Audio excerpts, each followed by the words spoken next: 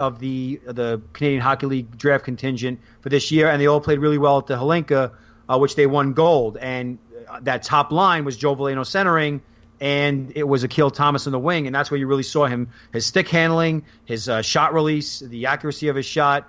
So to me, I'm like, wow, I mean, this kid's got a great shot. I always viewed him as a center, but now he's playing on the wing, and he's done a really good job. Obviously Niagara had a really good year this year, and Thomas was playing center. He was pretty much the whole year he played center, really good on faceoffs. But at the same time, when they were on the power play, he wasn't really the guy that was facilitating it. And I thought that he did a really good job being a net front presence. Now, he's not a big guy. He's about, I think, 5'11", $170, but he's very, very strong on his skates. He's got a low center of gravity, tough to knock off the puck, and plus he's got really great hands too. So when you get the pucks down low and you got a defenseman draped all over your back, you want a guy that could not only hang on to the puck, but also know what to do with it once he gets into that prime shooting area, and I think Thomas can do that. So it's like exactly what you said. Where do you slot him? You consider him a center? You consider him a winger? I think either way, you got a guy with top six upside that could put up points at the next level. Yeah, and moving a little bit on to the second or third round, we're not going to go as in depth here, but in the second round, who's one or two guys that you think that could end up being better players that could end up being first round talent that ended up going in the second round?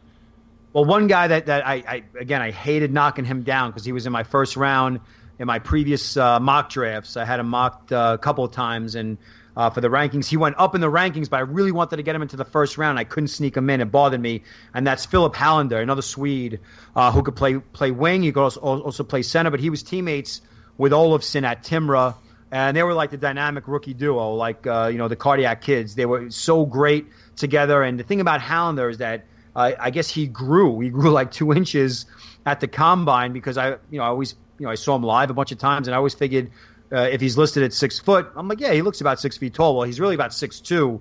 He's got a really big wingspan, and he's just an in-your-face, aggressive. Really, he's a power forward. I mean, I never really thought of him as a power forward, more of like an energy forward. But looking at his size and how he's beefed up, he's a menacing dude. And the fact that he was able to put up points against adults really says a lot about his upside. So he's a guy. I think I ranked him 36. I don't think he's going to be available at 36. I think he'll be gone by then. Another guy that wasn't at the combine. I don't know if it wasn't invited or he just might have, I guess, like kind of fallen under the radar. And that's Jesse Ylonen. And his dad, Juha, played in the NHL for Arizona. I think he might have even played for the Blue Jackets. But Jesse is a right wing. He's a wiry kid. He's like a poor man's Elias Pettersson. Very, very skinny, but he's long. He's about 6'1", and he's a two-way. He's like a dual threat. He could score and he could set up plays, and he's also very fast too. I got a chance to see him at the Five Nations 2 years ago because he's a 99 birth year. So he was basically playing as a draft -1 for Team Finland, and he played in Finland's version of the AHL. It's called Mestis, and he was playing in that league and did really well. So those two forwards, I think, are two guys that people have slept on, and don't be shocked if they slip into the lower portions of the first round. The other thing is the goalies. There are two goalies that stand out in Jakub Skarek from Czech Republic and Olivier Rodrigue from the Quebec League. I think those two guys, goalies, we all know they take forever to develop, and you really can't tell. You're probably not going to see any go in the first round this year, and that trend will continue. However, if you just look at their pre-draft resume, the fact that Skarek has played so well in the Czech Extra League as a 18, 19-year-old, I think the Czech media, they're calling him almost like a lesser version of Dominik Hasek. I guess he is the best Czech goalie prospect since Dominik Hasek. You could maybe say that. But he and Rodrigue, to me, are the two best goalies. And don't be shocked. The goalie shoe usually falls around like the early second round. Don't be shocked if it happens maybe even somewhere around that or like the middle of the second round. Yeah, that's what you usually see. I mean, Carter Hart went in the second round last year, I believe. And you don't really see the days where you had a guy like Marc-Andre Fleury goes number 1 overall. I mean, you're probably never going to see that again. And I think maybe the earliest a goalie gets drafted is probably after pick 20 if you're going to take a flyer and hope that he ends up going. I mean, really now the highest you see goalies get picked is early second round if a team really needs that guy in their system.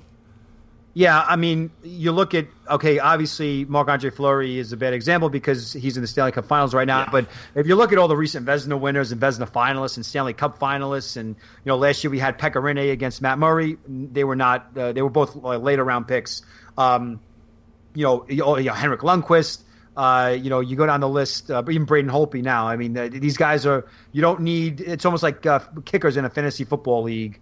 Like you don't, unless someone really, really special is going to guarantee to make your franchise what you want it to be, it's probably better off to just wait until the later rounds. And the thing is, listen, there's a lot of good goalies out there, but we all know that a lot of these goalies have a ton of ups and downs. They're only allowed to have so many contracts on an NHL team. So some of these kids go to the ECHL, where it used to be where if you look at the ECHL and the kid's stat line, like, oh my God, he stinks. He's in the ECHL. But now it's like because you don't have enough room. To carry these guys, from a contractual standpoint, or really at the AHL level, you let them stay in the ECHL, and even then they come out from the ECHL and become really good NHL goalies. So yeah, I think be patient with them, but also don't draft them in the first round.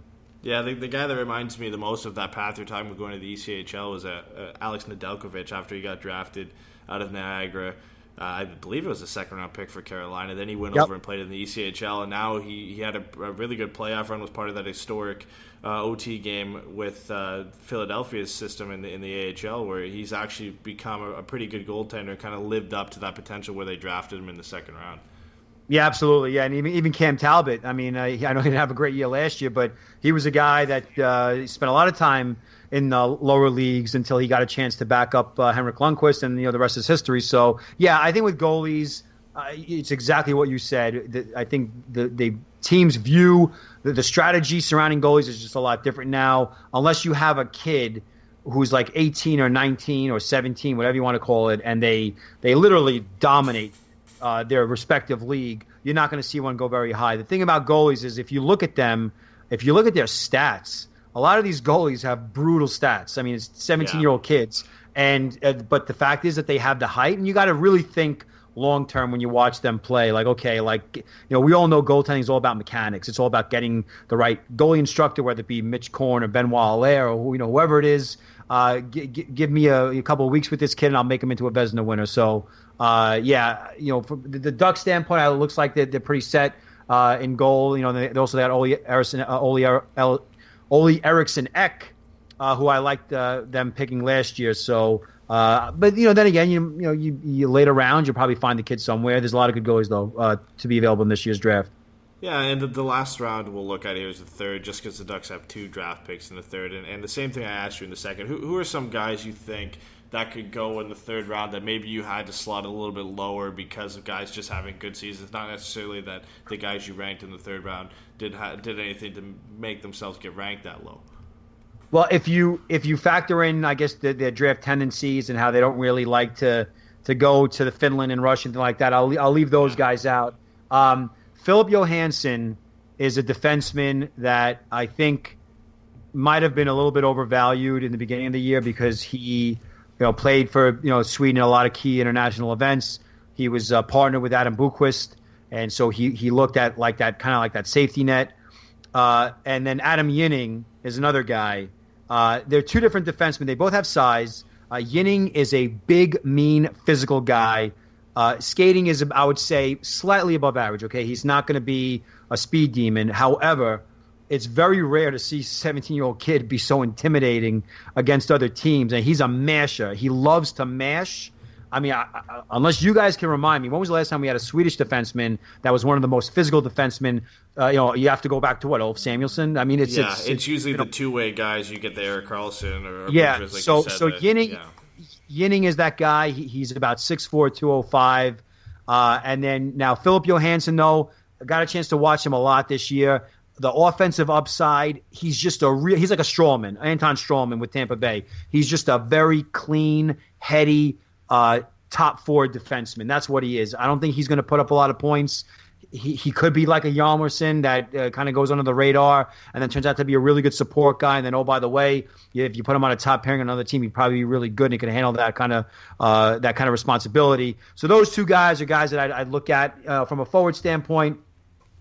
Aiden Dudas A really, really creative guy with the puck. He plays center. He's fast. If you got a chance to watch the Top Prospects game, he put on quite a show, and he plays for Owen Sound, the OHL. Not easy to do when you're a center and you're playing with the likes of Nick Suzuki and everything, but I really like the way he stood out. He gives you the consistent effort from the opening draw to the final whistle, and he could be that dual threat, like I said, a playmaker and a finisher. So kind of just what wrapped up today was the draft combine results are all in. What kind of merit do you put on those results? I mean, we all remember Casey Middlestat couldn't even do a pull-up, and it hasn't really seemed to affect his game in Buffalo. Should there be a lot of stock in this? Listen, I completely understand why teams do it. I understand why the league has the event.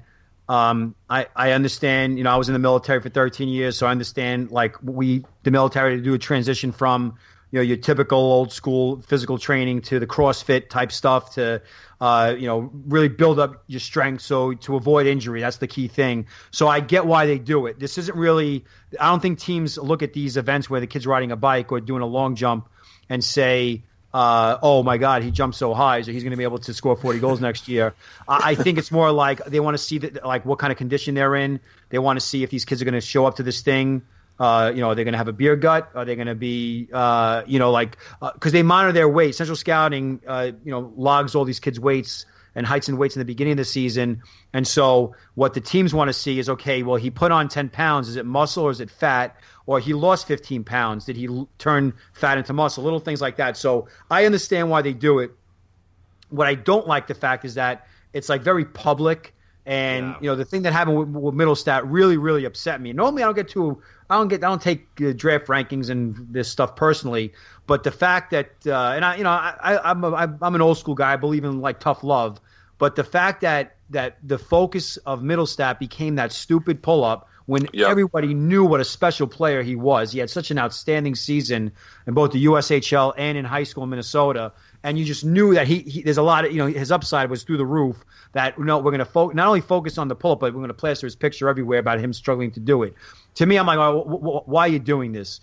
So that's the stuff that upsets me. Thankfully, I think this time around, there wasn't any major story that came out of it. I think both Rasmus Dahlin and Andrei Svechnikov and some other names that did really well. Jack Kournianos is a power winger that plays in he's a draft overager by a year, but he plays in the Wisconsin high school system. I think he's going to go to Wisconsin next year. He hit the ball out of the park in most of the events, so he's a name that you'll see probably climb up. We saw that happen last year with Josh Norris, who played for the NTDP. It was ridiculous what he did at the combine last year. I think he won like 7 events. The thing is, though, is if you look at the rankings, I was looking at them today, and I'm actually compiling a list to post it on my blog. Is that Central Scouting will rank a kid 20th, even though he had the same score as the kid that was 11th. So they don't say tied for 11th. They'll just say, oh, he's 20th in that event. Yeah. I don't know why they do that. So if you're looking at the numbers, you're like, oh, Svechnikov finished 20th and Dahlin finished first. So Dahlin is the better prospect. I don't think the teams do that, but the fans do that. It gets a little bit annoying. The interview portion, though, is important. And listen, just like any job, if you're going to invest your future into somebody, you probably should find out a little question or two about their lives and put them in a little bit of a tough situation to see how they respond to it. So I get it. It just, as far as my rankings go, no bearing whatsoever, unless a kid, hurts himself really bad there. And that's why I like to release my final rankings before the combine.